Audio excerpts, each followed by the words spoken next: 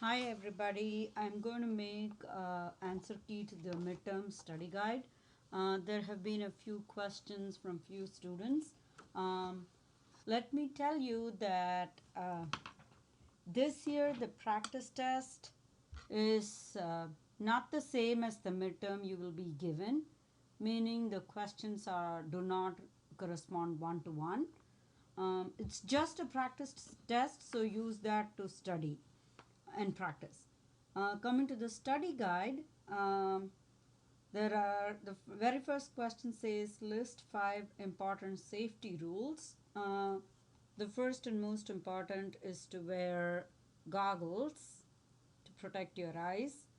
Then you need to tie your hair back if you have long hair. Tie hair back. You need to wear closed toe shoes.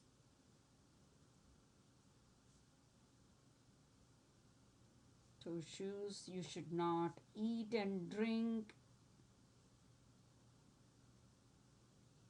No eating and drinking in the lab.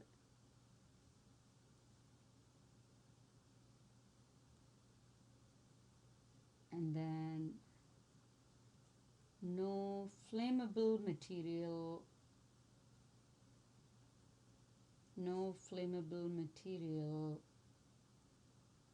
near open flames. These are a few. You can include any others that you feel are necessary and important. The formula for percent error is actual, which is also sometimes called theoretical.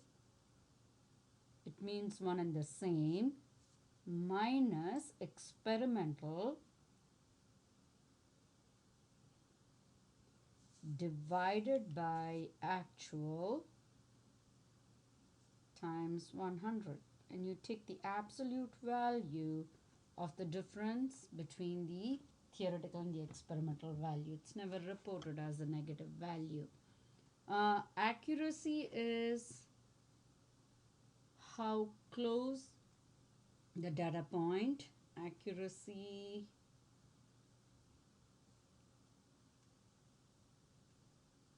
is how close the data points are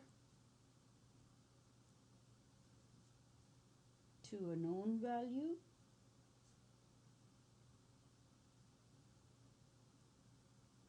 And precision is how close the data points are to each other.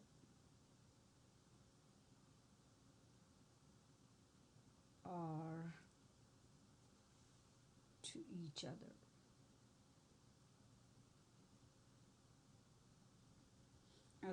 Now, if the true measurement, so the value of the measurement is 2.55 centimeters, and they would like you to denote a set of data that's precise but not accurate. So I can choose any number. I can choose 3.00 centimeters. I can say 2.99 centimeters. I can say 3.01 centimeters. Again, I can repeat and say one more, 2.99 centimeters. If you notice, these data points are very close to each other, but it's not 2.55. So these data points are precise but not accurate. If you would like to have data points that are precise and accurate, it would be 2.55 centimeters, 2.54 centimeters, 2.56 centimeters. You may repeat 2.55 again. They are not only close to each other, but they're actually close to 2.55. So the set of data points are both precise and accurate. If you want data points that are neither precise nor accurate, I can have numbers like 4.10 centimeters, 1.56 centimeters, 8.01 centimeters and so on, and they are not related to each other, nor are they close to 2.55. So such set of data points are neither precise nor accurate. Now the rules for significant figures are: leading zeros are never significant, leading zeros are not significant, trailing zeros are significant if the number has a decimal point, significant if the number has a decimal point, and sandwiched zeros or confined zeros are always significant. Always significant. So now let's look at this. These are all leading zeros. Doesn't matter if the zero is before or after a decimal point. It's before the first non-zero number. It's considered a leading zero. So this number has two significant figures. SF is abbreviation for significant figures. The next one has four significant figures. The third one has four significant figures. This one has four significant figures. Now, this is a number without a decimal point. This is a trailing zero. Now, the number zeros as a trailing zero is only significant the number has a decimal point. Since it does not have a decimal point, only the first three numbers are significant. If you look at the last one, it has four significant figures. Now, the next question is asking you to determine the density of an object.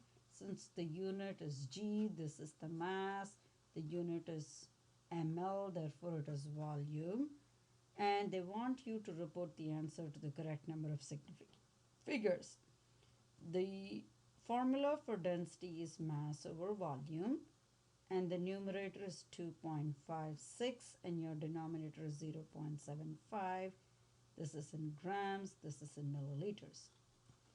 The rule for significant figures when you divide is: the numerator has three significant figures, the denominator has two significant figures. Now you should always report to the least number of significant figures. Since this one has two significant figures, the answer cannot be more than two significant digits. If you actually put these numbers in a calculator, your calculator will say this is the answer. But I only need two significant digits. And because the number after 4 is 1, I can drop all the remaining numbers.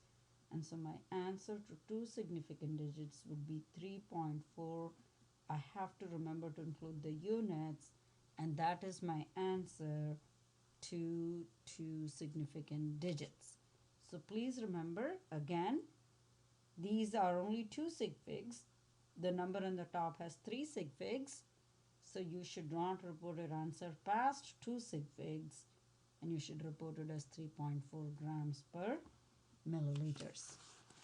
Moving on to the next page, you are asked to draw the potential energy diagram for an exo and an endothermic reaction. The first one is labeled for you.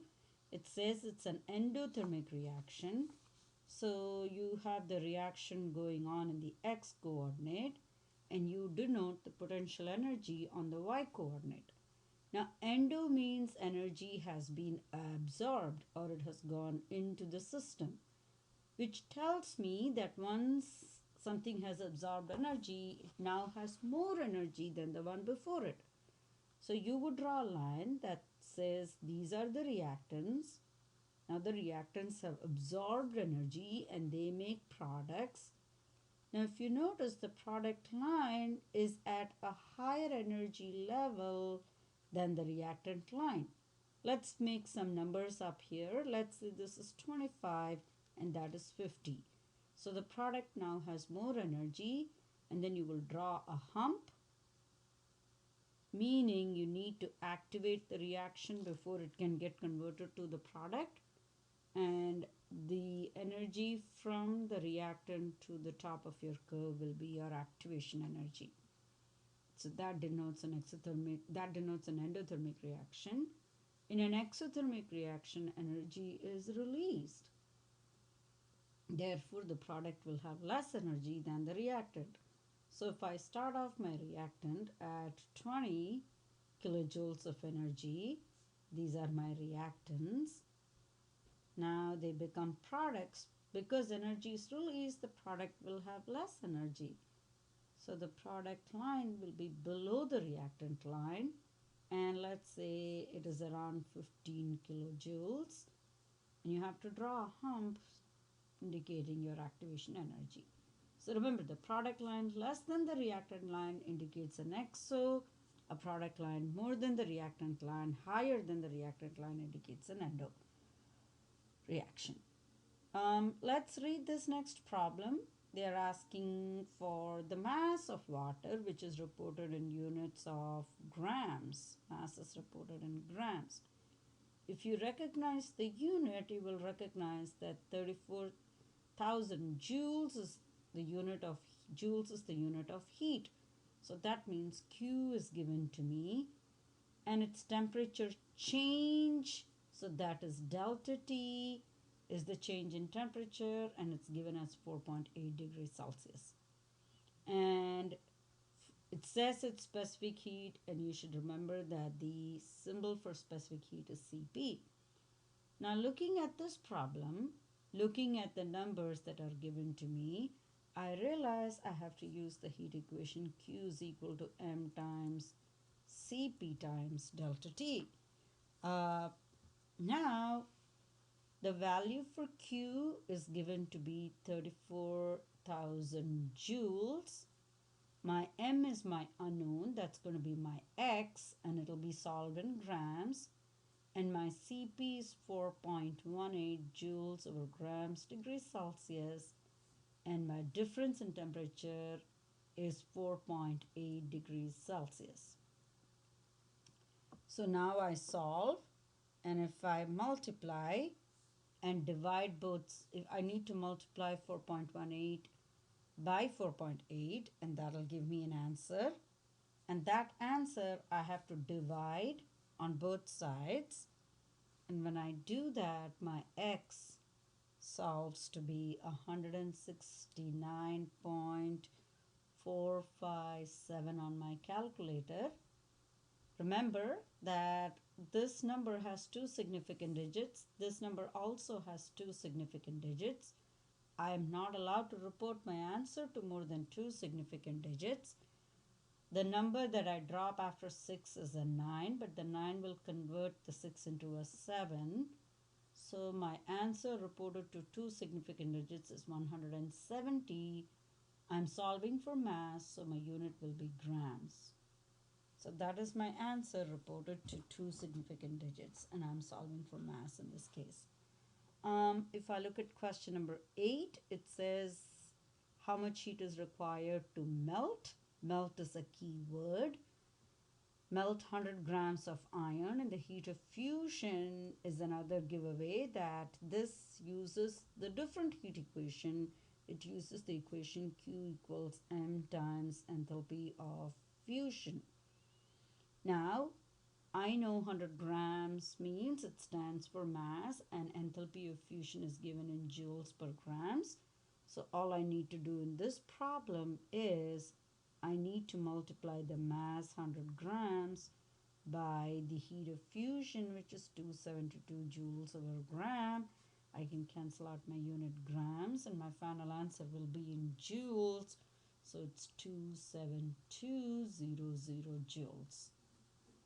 So I knew to use the other equation because in this case it was melting, which is a change of state. If I look at the next question, it says use figure A to answer questions 9 and 10. It says as the temperature increases, what happens to the kinetic energy of the molecules of any substance? The kinetic energy should increase. The kinetic energy increases as temperature increases. In other words, kinetic energy is average, temperature is average kinetic energy. The definition of temperature is it's the average kinetic energy. of the molecules in the given system. So as the temperature, kinetic energy increases, as the temperature increases. Which part of the graph shows an increase in temperature? Only the slopes. Only the sloping lines, which are A, C, and E, are the sloping lines that show an increase in temperature. Now they're asking for what is the boiling point and what is the freezing point. The change of state is taking place along the flat lines. If you were to label the three states of matter in this graph, you would say that A is a solid, C is a liquid, and E is a gas. So along the slopes, there is only a single state of matter, but along the flat lines, the state of the substance is changing. A boiling point is when liquid becomes gas, and if I read the graph, that's 150 degrees Celsius. And if I look at where it's freezing, it is 25 degrees Celsius.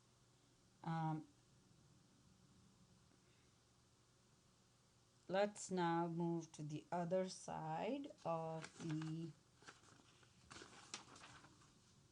study guide. Now, the next set of questions are related to the structure of an atom. Now, list the charge, mass, and location of the three subatomic particles. The particles that are present in an atom are protons, neutrons, and electrons. Now, the protons are always positive and they have a mass of 1 atomic mass unit.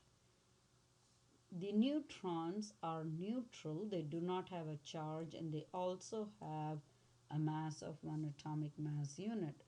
The electron is negative and it has a mass of 0 atomic mass unit.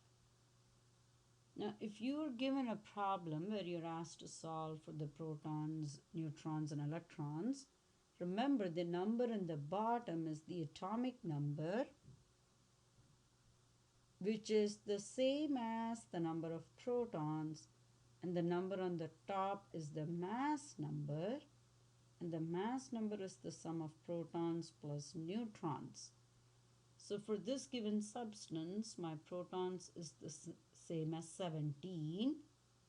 My neutrons, which comes by subtracting 17 from 37, is equal to 20. And if I'm to count my electrons, I see that there is a negative sign here. Negative sign means it's an anion, it has gained an electron. How many electrons has it gained? There is only one negative sign. It has gained one more. Therefore, my number of electrons in this case is 18. If I look at the next example, argon has 20 protons in it. Its number of neutrons is 40 minus 20, 20. It's neutral. There is no charge. When it's neutral, the number of electrons are the same as the number of protons. Looking at the next example, my number of protons are 22. My number of neutrons are 25. And my number of electrons, I get this 25 by subtracting 47 minus 22. Now this is 3 positive. If it's positive, it has lost electrons. It has lost 3 electrons when you compare it with 22. That means it only has 19 electrons. So if I now do uranium, uranium has the number of protons is 92. The number of neutrons is 238 minus 92, which is 146. And then it is neutral Therefore, the number of electrons are the same as number of protons, and that is 92. If I do sulfur minus 2, the number of protons is 16. My number of neutrons is 32 minus 16, which is equal to 16. And my number of electrons are 2 more than my number of protons, which makes it 18. Let's look at the next question. It says, what's the relationship between chlorine 35 and chlorine 37? They differ. If you look at chlorine 35 versus chlorine 37, 35 and 37 denote the mass number. So they represent the mass number, and we know that mass number is protons plus neutrons. For chlorine, the number of protons can never ever change. If it's 17, it's chlorine. If it's chlorine, it's 17. So therefore, the fundamental difference in 35 and 37 is due to the number of neutrons. They differ in number of neutrons, and they are isotopes of each other. So chlorine 35 and 37 are isotopes of each other.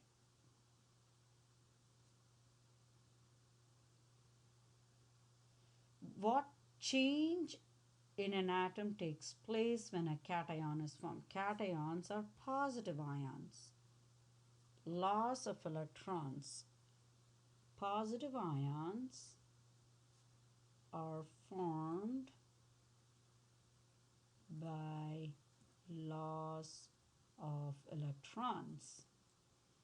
What is the change in an atom that takes place when an anion is formed? Negative ions are anions and are formed by gain of electrons. Now, we are going into another concept of calculating molar mass. So in order to calculate molar mass, you must first list the elements that make up the compound. The given element contains 1 magnesium and 1 chlorine. And 2 chlorines, and after you list the elements, you have to look up the mass of the element from the periodic table. And if I look up the mass of chlorine from the periodic table, I know that magnesium has a mass of 24.31. I take two numbers past the decimal, so I write times 24.31. And then chlorine has a mass of 35.45 if I round it to two numbers past the decimal, times 35.45. That remains at 24.31. That becomes a 70.90. And in the end, I add them up and I get the answer to be 125.21 in my units of grams per mole. Now, if I look at the next element, it's nickel, sulfur, and oxygen. Nickel has 2 atoms, sulfur has 3, and oxygen is 4 times 3, 12. Now, I need to find the molar mass of nickel off of the periodic table, and it's 58.69. So I multiply it by 58.69. And if I look up sulfur, it is 32.06. And oxygen is similarly 16 if you round it to two numbers past the decimal. So that, if I multiply using a calculator, is 117.38. The next one is 96.18. And the last one is 192. And I finally add them all up. That adds up to 405.56 grams per mole. Now, the last problem, I similarly have copper, oxygen, and hydrogen. There's only one copper. There's no number underneath copper. Oxygen and hydrogen are within brackets. It's 1 times 2, so I have 2 oxygens and 2 hydrogens. And now I look up the mass of copper from the periodic table. It's 63.55. Oxygen is 16. Hydrogen is 1.01. So this becomes 63.55. 16 times 2 is 32.00. It's 2.02. And if I add, I get a 97.57 grams per mole. Now I know, so whenever they ask you to solve a percent composition, your first step is always to find the molar mass.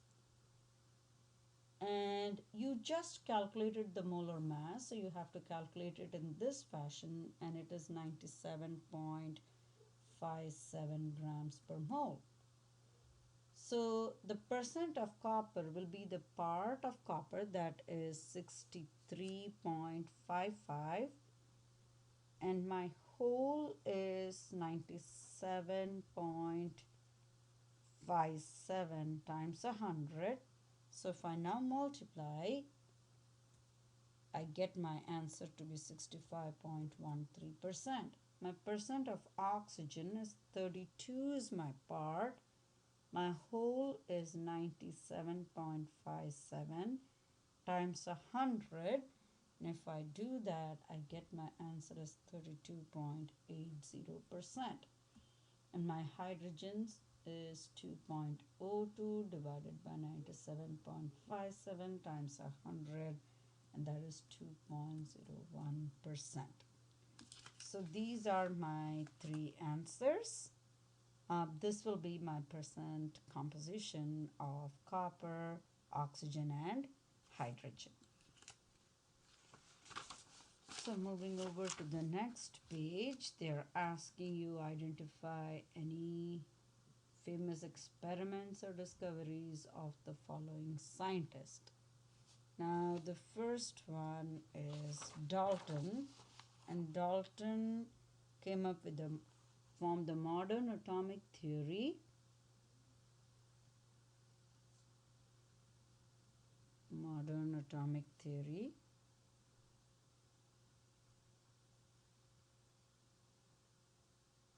Modern atomic theory. And he said atom was the smallest indivisible particle of matter.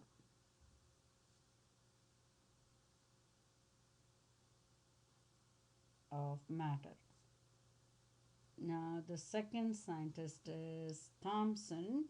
J.J. Thomson did the cathode ray tube experiment, and by doing this experiment he discovered the electron or the negative particle in an atom. Rutherford's experiment is the famous gold foil experiment, and Rutherford discovered the nucleus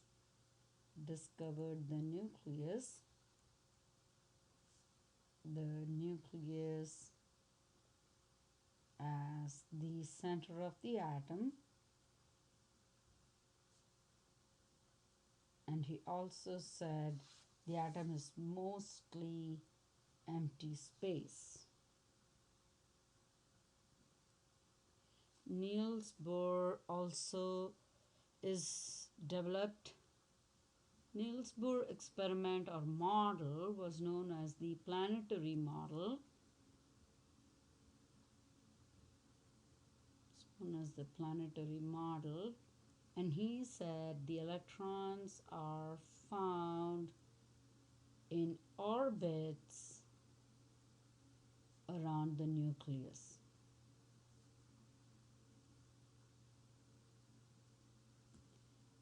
Now, what do the following principles state about the electron?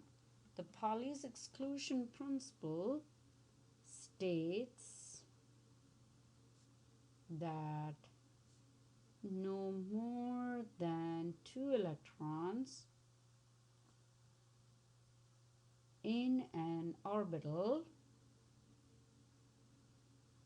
and they should have opposite spin. Should have opposite spins. So in an orbital, you can only have an up and a down arrow and no more than 2. Aufbau's principle states lower energy levels must be filled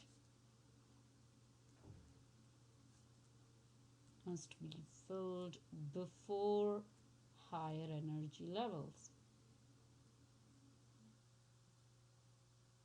In other words, you have to go 1s2, 2s2, 2p6, etc.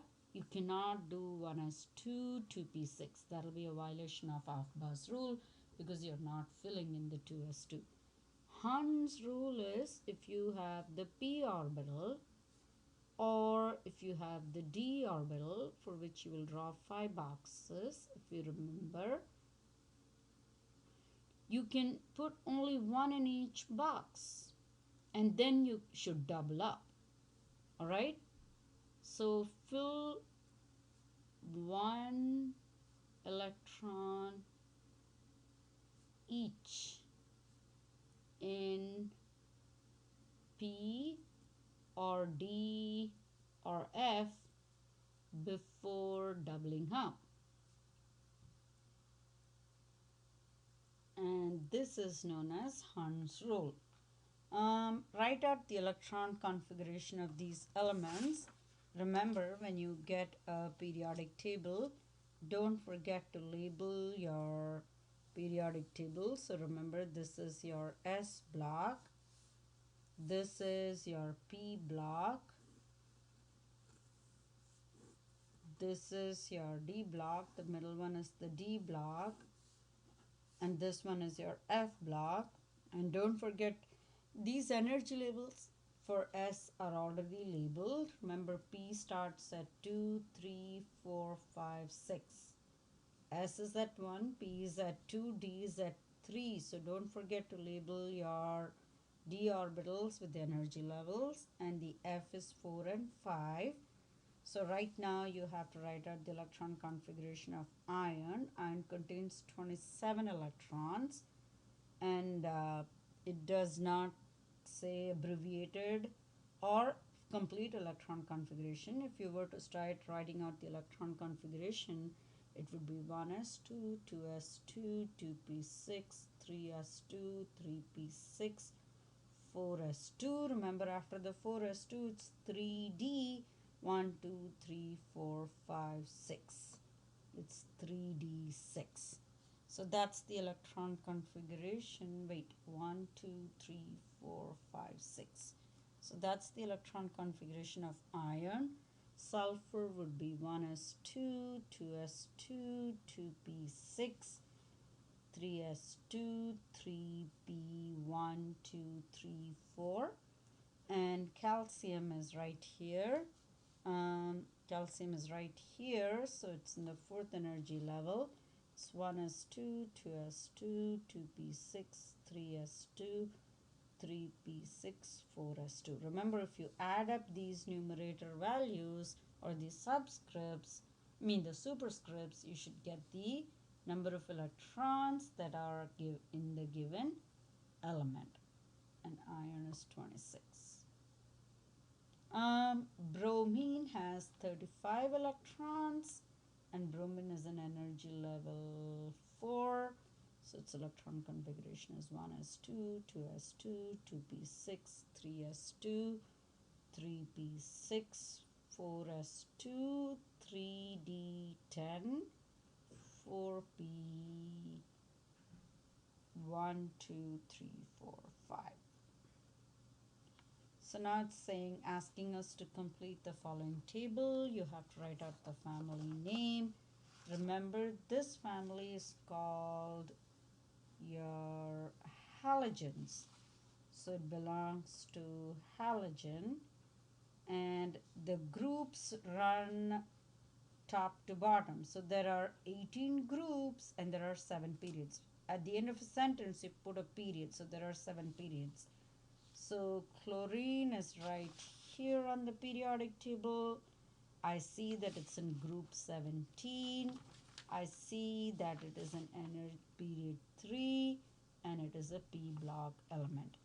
Potassium, the very first group is called accepting hydrogen, are called the alkali metals,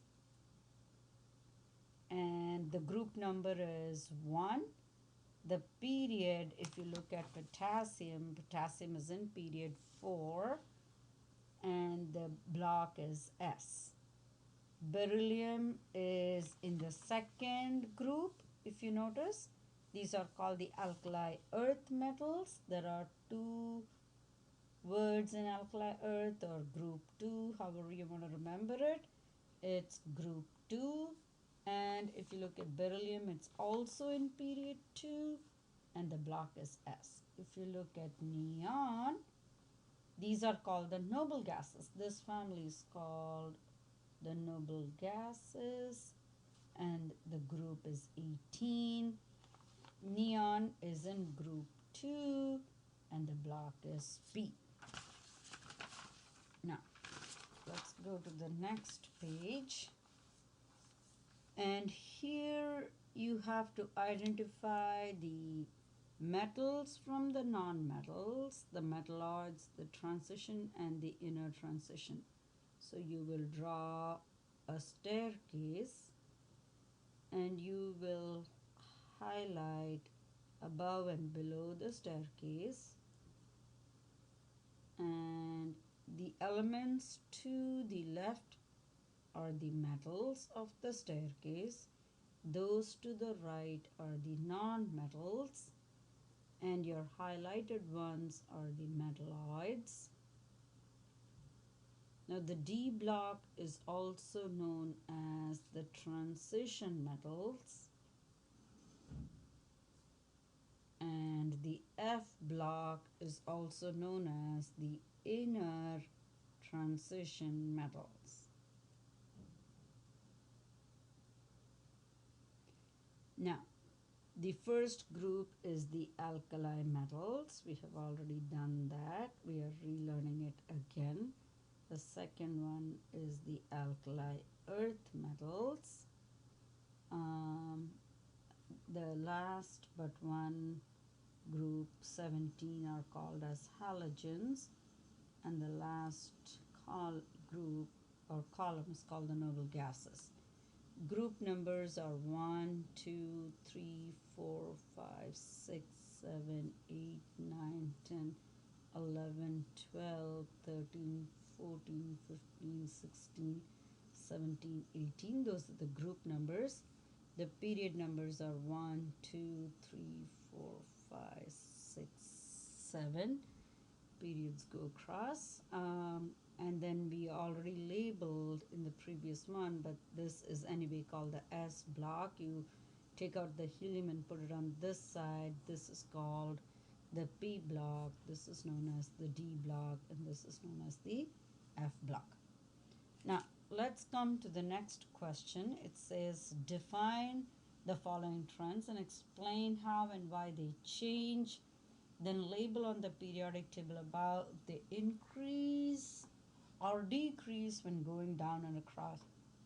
First, ionization energy. Let's define energy required to remove an electron, and how they change. All right, so it increases across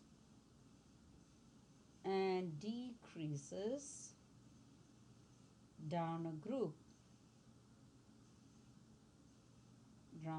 So in other words, if I were to label ionization energy, I would say ionization energy increases across a period and ionization energy decreases across down a group.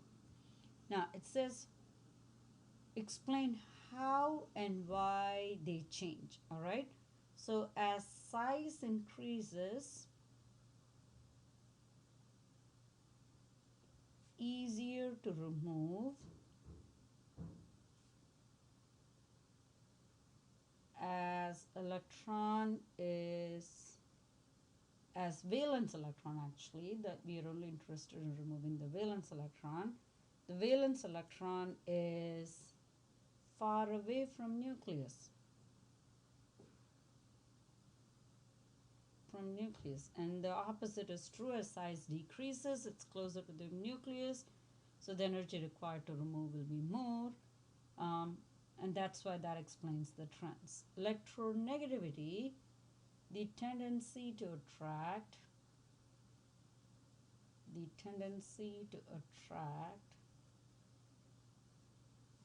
a pair of electrons towards itself in a bond. So this is the relative ability. If two atoms bond to each other and they have a pair of electrons between them, then you will find that the electron is always pulled towards the smaller atom. It's never towards the bigger atom, to attract a pair of electrons towards itself in a bond. What is the trend? The trend is the same as the ionization energy. It increases across a period and decreases down a group. Now, why do we see this pattern of electronegativity? Smaller atoms,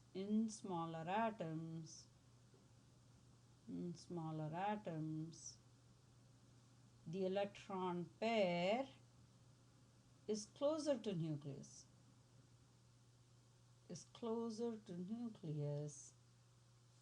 and hence pulled more. So because of this nucleus, the smaller size nucleus will make the electrons distance, the pair of electrons distance closer, and hence the pull is more. Now shielding effect, shielding refers to each of the circle that you see as you go down a group. As the energy levels increase, the number of shields increase. So what is shielding effect? Shielding effect is the tendency of core electrons, which are the inner circle electrons, all right? Core electrons are the inner energy level electrons, to shield the valence electron from getting attracted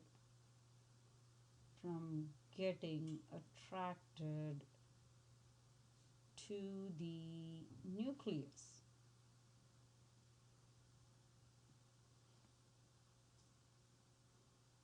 All right.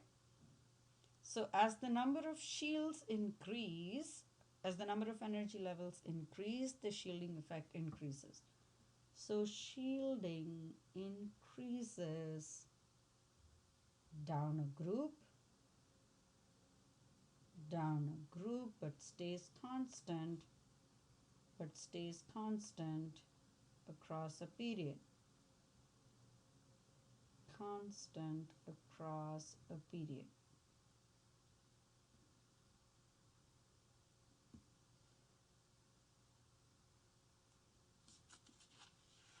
So if you were to label these trends, you would say electronegativity, the trend is the same as ionization energy. It also increases. Electronegativity also decreases. But then shielding effect increases as you go down, and shielding effect stays constant as you go across. Effect is constant as you go across a period because the number of energy levels do not change along a period.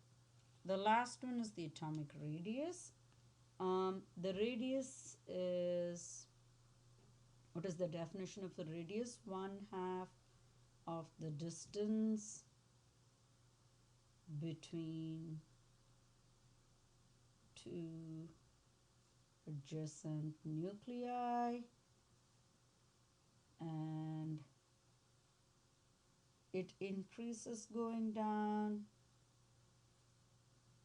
a group. Why does it increase going down a group? Due to shielding and electrons or valence electron being added further away from nucleus. And if you look at the pattern going across, it decreases going across. And why does it decrease going across? Because shielding remains constant,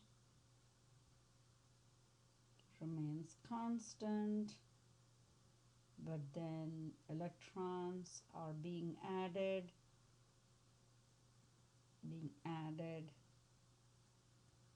at same distance,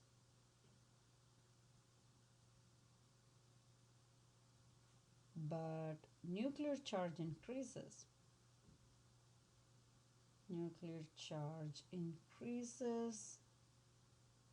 Pulling electron in more, pulling valence electrons inside more, and hence size decreases. We have always asked you to draw the snowman to remember the trend for the radius. We say snowman increases in size as you go down, but then as you go across, it decreases in size. So that's the pattern for the radius. Now let's turn over to the next page, and now you're supposed to answer the questions based on the trends that you have studied. So which of the following elements is the largest or the highest value for each of the 4 trends? So let's write down. So we have to say which is the largest or the highest value for each of the 4 trends in the above listed question. So we have 4 trends. We have the ionization energy, we have the electronegativity, we have the shielding effect, and we have the radius. So let's look at the elements lithium, sodium, and rubidium.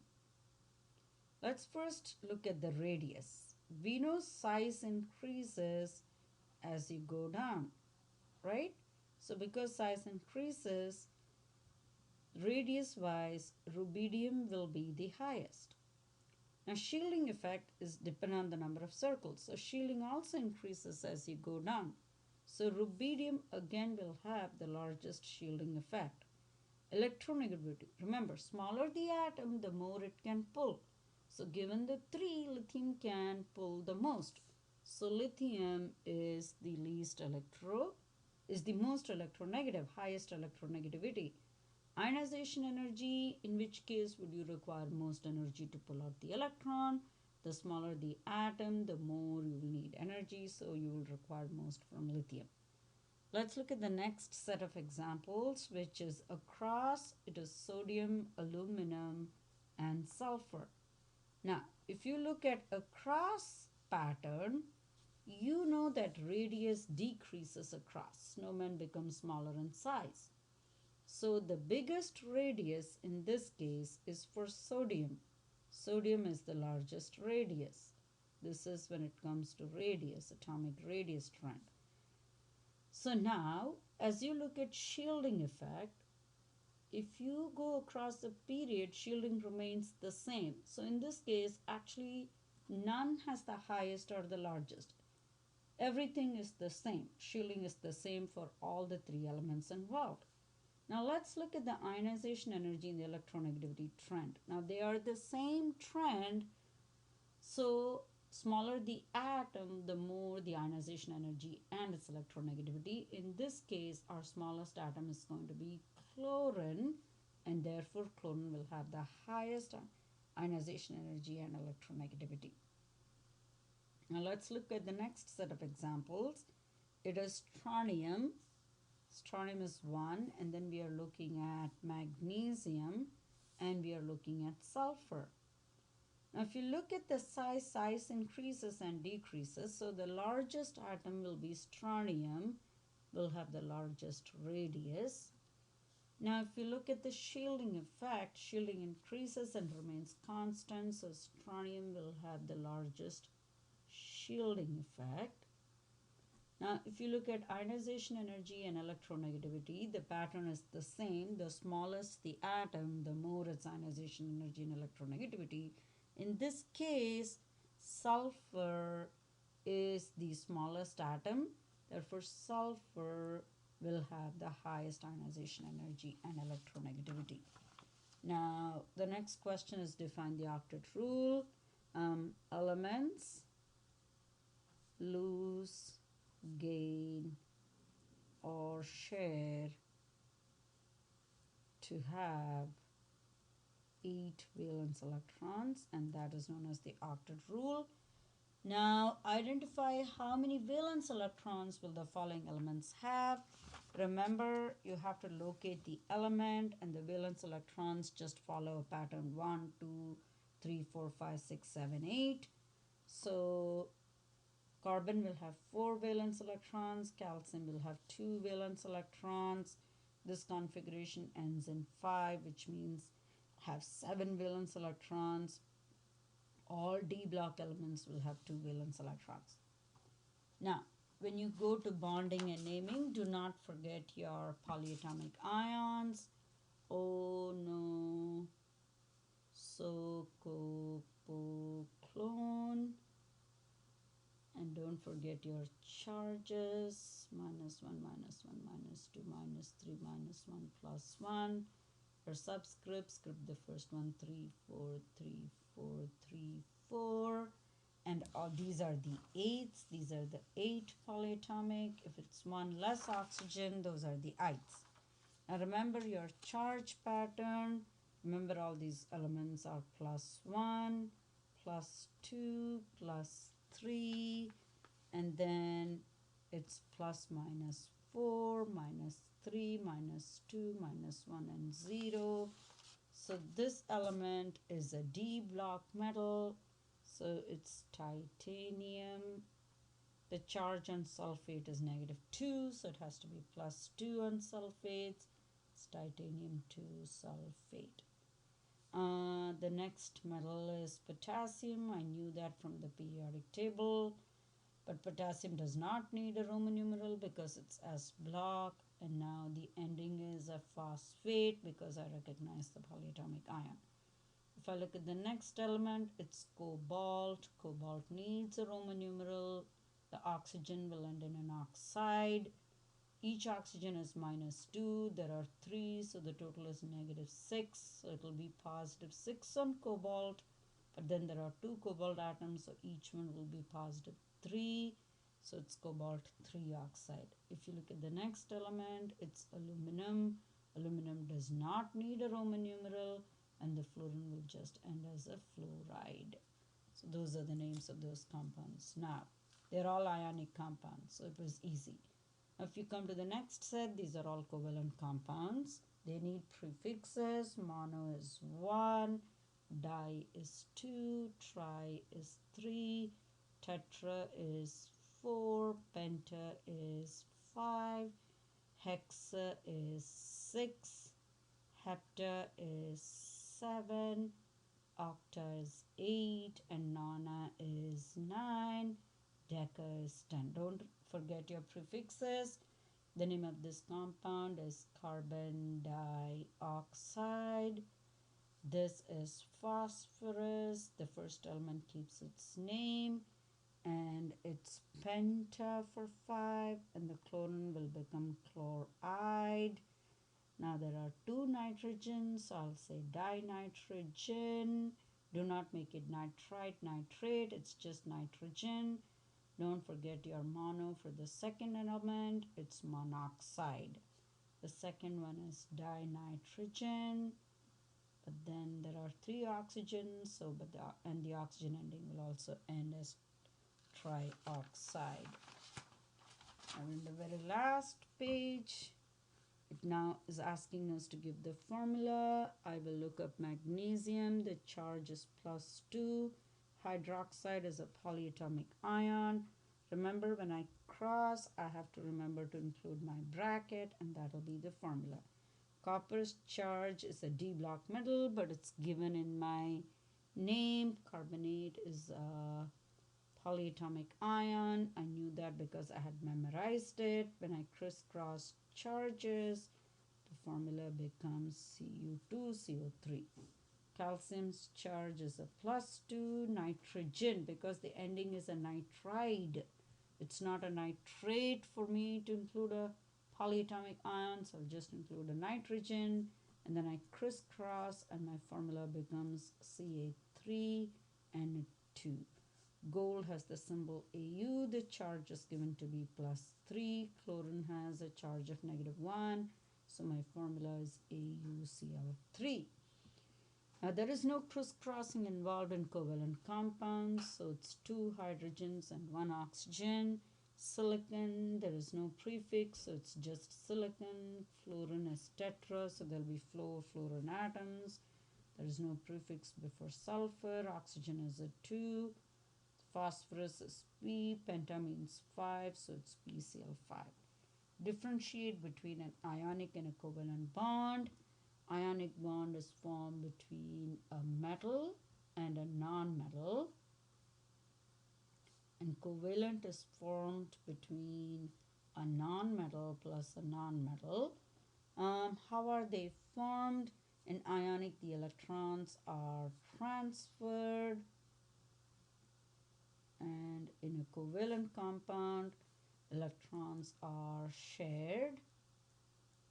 And now a few more properties. You should remember that ionic compounds conduct electricity when dissolved in water. Remember, covalent compounds do not conduct electricity when dissolved in water. And those are some of the properties of ionic and covalent compounds. Now, define and give an example of an element is found on the periodic table. Only one type of atom. One type atom, and it's found on the periodic table. A compound contains 2 or more types of atoms, and you can always write a formula. Remember, if you can write a formula, then it is a compound. What is a homogeneous mixture? Homogeneous mixture is the composition is uniform. The composition is uniform throughout. For instance, if I take salt water, and then if I mix up salt and water, it's uniform throughout. So that's a homogeneous mixture. Heterogeneous, it's not uniform throughout. Composition is not uniform. Composition is not uniform throughout. So if I eat a pizza and it contains cheese and tomatoes and other things on top, I know there are different things and they are not uniformly distributed. There's more cheese on the top than the bottom. So therefore it's a heterogeneous mixture. 5 methods of separation. You can use a magnet. You can use filtration, you can use distillation, you can use centrifugation, you can use chromatography. These are some of the methods by which you can separate substances. List 5 methods. Include a property of the substance such as particle sizes, boiling point that causes in a magnet. It's the magnetic property or the tendency to get attracted to a magnet. In filtration, it's the particle size. The bigger sized particle will be left behind in the filtration on the filter paper. In distillation, it's the boiling point. The one that boils over quickly will become a vapor first and can get collected, and the one that boils later will be left behind in the flask. In centrifugation, it's the density of the particle. If it's a heavier particle and you spin it, then it will settle. If it's a lighter particle, it will continue to float. In chromatography, you use the property of solubility, whether if it's more soluble in the liquid it's traveling with or if it's more attracted to the paper and all those things. Now let's draw. Beryllium has 2 valence electrons. We just finished this unit, so I'm not going to go into detail about how to choose valence electrons. Chlorine has 7. Beryllium is one of the exceptions in that it is happy with 4. The shape is going to be linear. It looks very symmetrical, so it's going to be non-polar. Carbon has 4 valence electrons. It will get attached to chlorine on all 4 sides. And remember your lone pairs on chlorine, don't forget them. If you're asked to identify structures, the shape will be tetrahedral because it's attached to 4 other atoms, and it's going to be non-polar because it looks very symmetrical. Now, ammonia has 3 single electrons and 5 valence electrons. Because of the lone pair, it's going to be trigonal pyramidal in shape, and its polarity will be polar. Remember, a trigonal pyramidal shape is always polar. Carbon disulfide, the 4 valence electrons in carbon disulfide would have to reorder themselves to make a double bond with sulfur because there are only 2 sulfurs, and it's going to be linear. There is no lone pair on carbon, and it's going to be non-polar because it looks very symmetrical in shape. So that is your study guide.